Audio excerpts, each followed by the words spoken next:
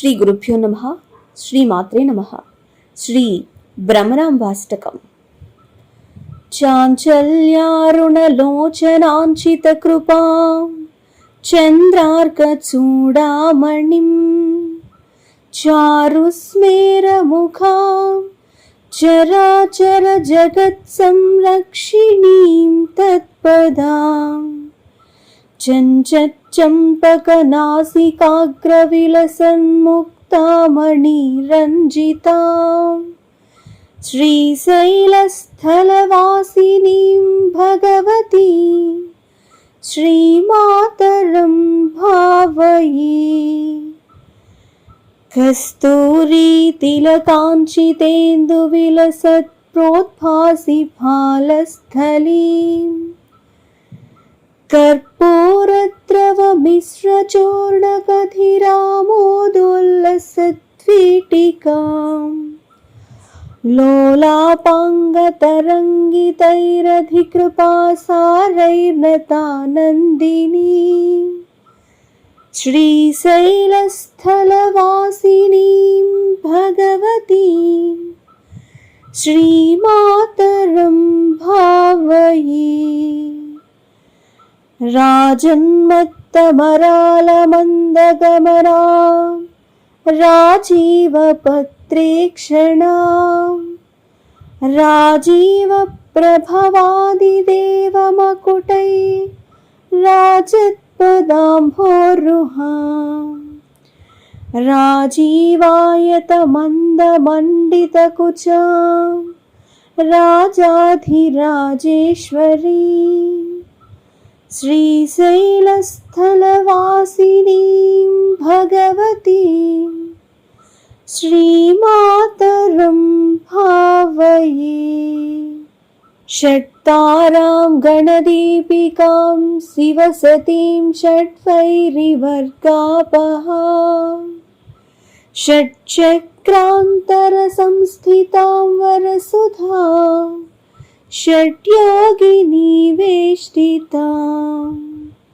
षट्चक्राञ्चितपादुकाञ्चितपदां षट्भावगां षोडशीं श्रीशैलस्थलवासिनीं भगवतीं श्रीमातरं भावये. श्रीनाथादृतपालितत्रिभुवनां श्रीचक्रसञ्चारिणीं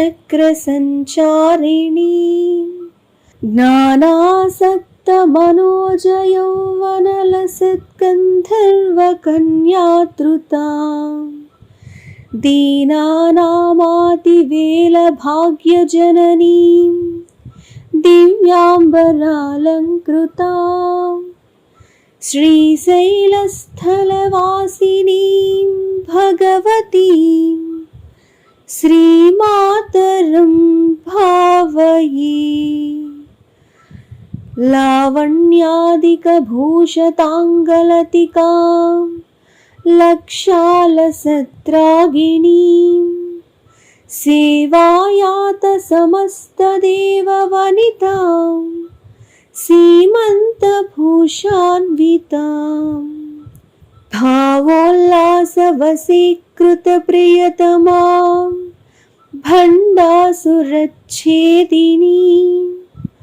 श्रीशैलस्थलवासिनीं भगवतीं श्रीमातरं भावये.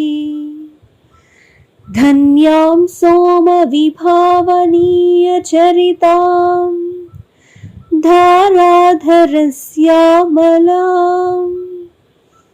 मुन्याराधनमोदिनीं सुमनसां मुक्तिप्रदानव्रतां कन्यापूजनसुप्रसन्नहृदयां काञ्चीलसन्मध्यमां श्रीशैलस्थलवासिनीं भगवतीं श्रीमातरं भावये.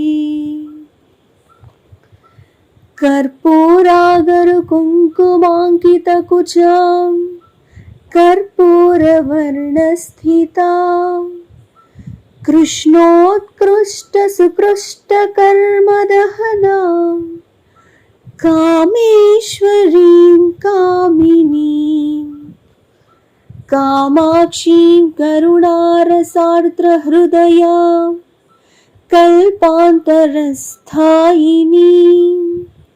श्रीशैलस्थलवासिनीं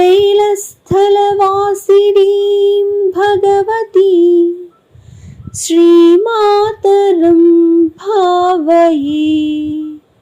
गायत्रीं गरुडध्वजां गगनगां गान्धर्वगानप्रियां गम्भीरां गजगामिनीं गिरिसुतां गन्धाक्षतालङ्कृतां गङ्गागौतमगर्कसन्नुतपदां गां गौतमीं गोमतीं श्रीशैलस्थलवासिनीं भगवतीं श्रीमातरं भावये। इति श्रीमत्परमहंसपरिव्राजकाचार्यस्य श्रीगोविन्दभगवत्पूज्यपादशिष्यस्य श्रीमच्छङ्करभगवतः कृतौ श्रीभ्रमराम्बाष्टकं सम्पूर्णम्।